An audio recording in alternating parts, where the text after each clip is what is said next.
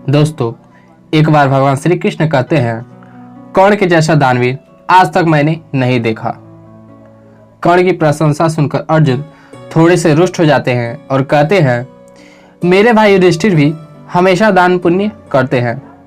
उन्होंने तो खांडवप्रस्थ का राजकोष ही गरीबों के लिए खोल दिया है।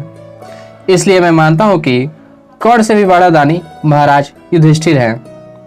तब श्री कृष्ण अर्जुन से कहते हैं, महाराज युधिष्ठिर दान पुण्य अवश्य करते हैं, लेकिन कर्ण के जैसा दानवीर नहीं है।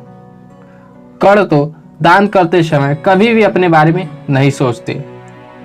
और फिर अर्जुन का संदेह दूर करने के लिए भगवान श्री कृष्ण दोनों की दानशीलता की परीक्षा लेने का निश्चय करते हैं।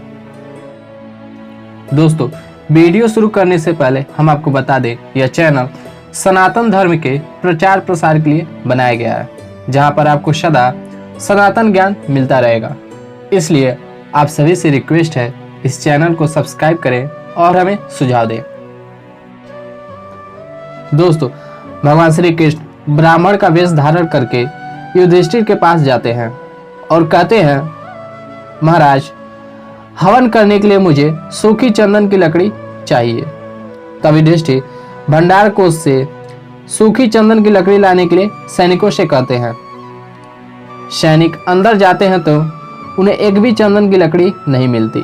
तब युधिष्ठिर उस ब्राह्मण से आग्रह करते हैं कि वह सूखी चंदन की लकड़ी के बदले स्वर्ण मुद्राएं अथवा कुछ अनाज ले लें।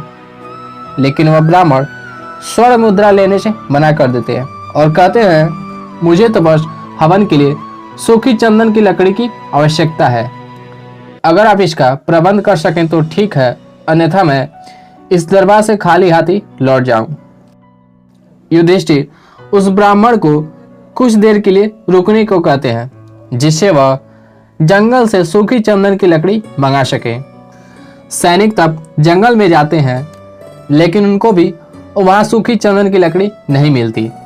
उस समय काफी बारिश हो रही थी, इसलिए सारे सैनिक खाली हाथी लौट आते हैं। वे सभी युधिष्ठिर को बताते हैं, वर्षा का मौसम होने के कारण एक भी सूखी चंदन की लकड़ी नहीं मिली। तब युधिष्ठिर उस ब्राह्मण से क्षमा मांगते हुए कहते हैं, हे ब्राह्मण देवता, मैं सूखी चंदन की लकड़ी की व्यवस्था करने में असमर्थ रहा, इसलिए मैं आपसे क्षमा चाहता हूँ। तब वह ब्राह्मण वहां से लौटकर सीधा कर्ण के पास जाते हैं। कर्ण से भी सूखी चंदन की लकड़ी ही मांगते हैं। कर्ण भी भंडार कोष से सूखी चंदन की लकड़ी लाने के लिए सैनिकों से कहते हैं, पर उनके भी भंडार कोष में एक भी चंदन की लकड़ी नहीं रहती। कर्ण भी उस ब्राह्मण से कहते हैं, हे ब्राह्मण देवता, चंदन की लकड़ी के बदले कुछ और ले लें। लेकिन वह ब्राह्मण केवल चंदन की लकड़ी की मांग करते हैं। तब कर्ण अपने सैनिकों से कहते हैं कि वे लोग जंगल से जाकर चंदन की लकड़ी लेकर आए। सैनिक जंगल में जाते हैं, लेकिन भारी वर्षा होने के कारण उनको भी सूखी चंदन की लकड़ी नहीं मिलती।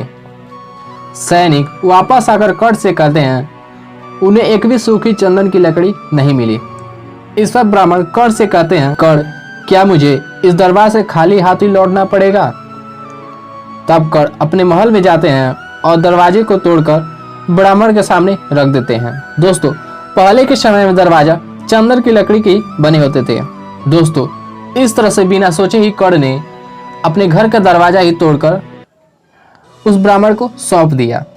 तब वह ब्राह्मण अपने वास्तविक रूप में आ जाते हैं, जो श्री कृष्ण ही थे। श्री कृष्ण कर्ण से कहते हैं, आप जैसा दानवीर मैंने आज तक नहीं देखा। उसके बाद श्री कृष्ण अर्जुन को समझाते हुए कहते हैं, युधिष्ठिर के महल का दरवाजा भी चंदन की ही लकड़ी का था, लेकिन उन्होंने खाली हाथी मुझे लौटा दिया।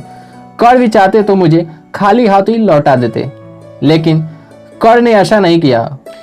उन्होंने तो दरवाजा तोड़कर चंदन की लकड़ी दी है।